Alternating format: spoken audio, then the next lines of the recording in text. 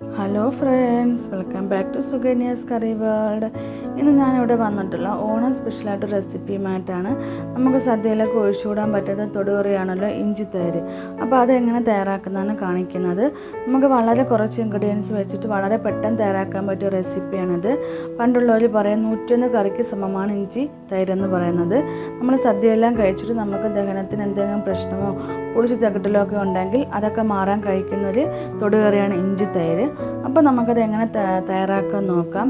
അതിന് വേണ്ടി ഞാൻ വലിയൊരു പീസ് ഇഞ്ചി എടുത്ത് അതിൻ്റെ തൊലിയെല്ലാം കളഞ്ഞിട്ട് അത് ചെറുതായിട്ട് കൊച്ചു പീസായിട്ട് കട്ട് ചെയ്തെടുത്തിട്ടുണ്ട്. ഇനി നമുക്കിതൊന്ന് ഫ്രൈ ചെയ്തെടുക്കണം. അതായത് നല്ല ഡീപ്പ് ഫ്രൈ ഒന്നും ചെയ്യേണ്ട ആവശ്യമില്ല. പച്ച മണമൊക്കെ ഒന്ന് മാറി ചെറിയൊരു ലൈറ്റ് ഗോൾഡൻ കളർ വരുമ്പോൾ നമുക്ക് മാറ്റി കൊടുക്കാവുന്നതാണ്. അപ്പോൾ അതിന് വേണ്ടി ഫ്രൈ ചെയ്യാൻ വേണ്ടിയിട്ട് ഞാൻ അടുപ്പത്തൊരു പാൻ വെച്ച് കൊടുത്തിട്ടുണ്ട്. അതിലേക്ക് നമുക്ക് കുറച്ച് ഓയിൽ ഒഴിച്ച് കൊടുക്കാം. ഞാൻ ഇപ്പോൾ ഇവിടെ വെളിച്ചെണ്ണയാണ് എടുക്കുന്നത്. വെളിച്ചെണ്ണയ്ക്ക് തയ്യാറാക്കാൻ കൂടുതൽ ടേസ്റ്റ്. എണ്ണ ചൂടായി കഴിയുമ്പോൾ നമുക്കിതിലേക്ക് നമ്മൾ നേരത്തെ കൊത്തി അരിഞ്ഞ് വെച്ചിട്ടുള്ള നമ്മളെ ഇഞ്ചിയില്ല നമുക്കിതിലേക്ക് ഇട്ട് കൊടുക്കുന്നതാണ്. ഇഞ്ചി ഇട്ട ശേഷം നമ്മൾ മീഡിയം ടു ലോ ഫ്ലെയിമിൽ വെച്ചാണ് നമ്മളത് ഫ്രൈ ചെയ്ത് കൊടുക്കേണ്ടത്. അല്ലെങ്കിൽ ഇത് പെട്ടെന്ന് കരിഞ്ഞു പോകും.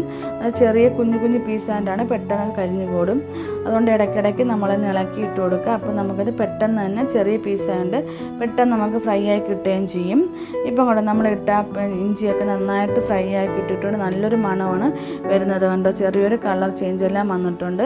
അപ്പം ഈ ഇഞ്ചിയും വെളിച്ചെണ്ണയ്ക്കകത്ത് കിടന്നിങ്ങനെ മൂത്ത് വരുമ്പോൾ നല്ലൊരു സ്മെല്ല് കിട്ടും. അപ്പം നമുക്ക് ഇഞ്ചി പാകമായെന്നാണ് അതിനർത്ഥം. അപ്പം നമുക്ക് സ്റ്റൗ ഓഫ് ചെയ്തിട്ട് ഈ ഇഞ്ചി കോരി വേറൊരു പാത്രത്തിലോട്ട് മാറ്റി കൊടുക്കുക. ഒരുപാട് ഫ്രൈ ചെയ്യേണ്ട, ഈ ഒരു പരുവാകുമ്പം കോരി മാറ്റി കൊടുക്കാവുന്നതാണ്. അതിനുശേഷം ഞാൻ ഇതിൽ ആ എണ്ണയ്ക്കകത്ത് തന്നെ കടുക് താളിക്കാൻ വേണ്ടി എടുക്കുന്നത്. കുറച്ച് എണ്ണ മാറ്റിയ ശേഷം ബാക്കി ഞാൻ പാനകത്ത് തന്നെ വെച്ചിട്ടുണ്ട്. നമുക്ക് അത്ര എണ്ണയുടെ ആവശ്യമില്ല കടുക് താളിക്കാൻ വേണ്ടിയിട്ട്. അതിനകത്ത് കുറച്ച് കടുക് ഞാൻ ഇട്ട് കൊടുത്തിട്ടുണ്ട്. കടുകെല്ലാം പൊട്ടി കഴിയുമ്പോൾ നമുക്കിതിലേക്ക് കുറച്ച് കറിവേപ്പില നമുക്കിതിലേക്ക് ചേർത്ത് കൊടുക്കാവുന്നതാണ്. അതുപോലെ തന്നെ ഞാൻ ഒരു 2 വറ്റൽമുളക് എടുത്ത് കട്ട് ചെയ്ത് ഞാൻ അതിലേക്ക് ചേർത്ത് കൊടുക്കുന്നുണ്ട്. പിന്നെ എരിവിനാവശ്യമായിട്ട് ഞാനൊരു 2 ചെറിയ പച്ചമുളകാണ് ചേർത്ത് കൊടുക്കുന്നത്. അപ്പോൾ എരിവ് നിങ്ങൾക്ക് കൂടുതൽ വേണമെന്നുണ്ടെങ്കിൽ അനുസരിച്ച് പച്ചമുളകിൻ്റെ അളവ് കൂട്ടി കൊടുത്താൽ മതി.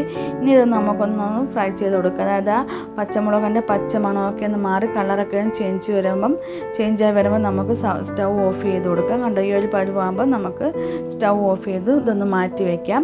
ഇനി നമുക്ക് വേണ്ടത് ഇഞ്ചി തൈരിൻ്റെ തൈരാണ്. അപ്പോൾ ഇഞ്ചി തൈര് തയ്യാറാക്കാൻ നമ്മൾ എപ്പോഴും നല്ല കട്ട തൈര് എടുക്കണം, ലൂസായിട്ട് തൈര് എടുക്കരുത്. അതായത് നമ്മളിത് തൊടുകറിയായിട്ട് ഇലയിൽ വെക്കുമ്പോൾ അല്ലെങ്കിൽ ഇത് ഒലിച്ചങ്ങ് പോകും.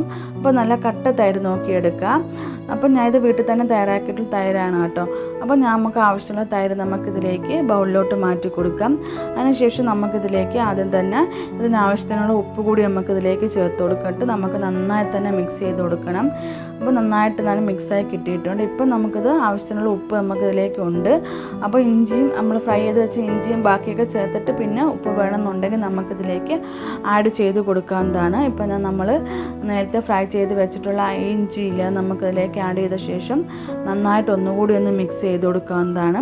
അതിനുശേഷം ഇത് നന്നായി മിക്സാക്കിയ ശേഷം നമ്മൾ നേരത്തെ കടുക് താളിക്കാൻ വേണ്ടിയിട്ട് റെഡിയാക്കി വെച്ചിട്ടില്ല എന്നാൽ നമ്മൾ കറിവേപ്പിലയും എല്ലാം മുളകും എല്ലാം കൂടി ചേർത്തിട്ടുള്ള ആ കൂട്ട് നമുക്ക് ആ താളിച്ച കൂട്ട് നമുക്കിതിലേക്ക് തന്നെ വീണ്ടും ചേർത്ത് കൊടുത്തിട്ട് നമുക്ക് നന്നായി തന്നെ ഒന്നുകൂടി ഒന്ന് മിക്സ് ചെയ്ത് കൊടുക്കുക. ആ സമയം നമുക്കതിലേക്ക് ഉപ്പൊക്കെ കുറവാണെന്നുണ്ടെങ്കിൽ നമുക്ക് ചേർത്ത് കൊടുക്കാവുന്നതാണ്. ഇതിപ്പോൾ ഒരുപാട് പുളിയുള്ള തൈരല്ല, കുറച്ച് പുളിയേ ഉള്ളൂ. നിങ്ങൾക്ക് ഒരുപാട് പുളി ഉണ്ടെന്നുണ്ടെങ്കിൽ ഇച്ചിരി ഒരു 1/2 ടീസ്പൂണോളം പഞ്ചസാര കൂടി ചേർത്ത് കൊടുത്താൽ മതി. ഇത് നന്നായി മിക്സാക്കി കൊടുക്കുക.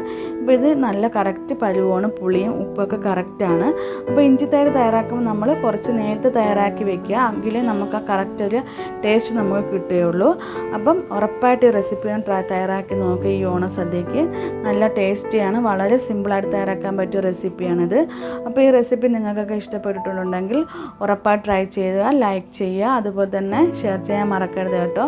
അപ്പോൾ ഇനി അടുത്ത് നല്ല റെസിപ്പിയും ബൈ. Thanks for watching.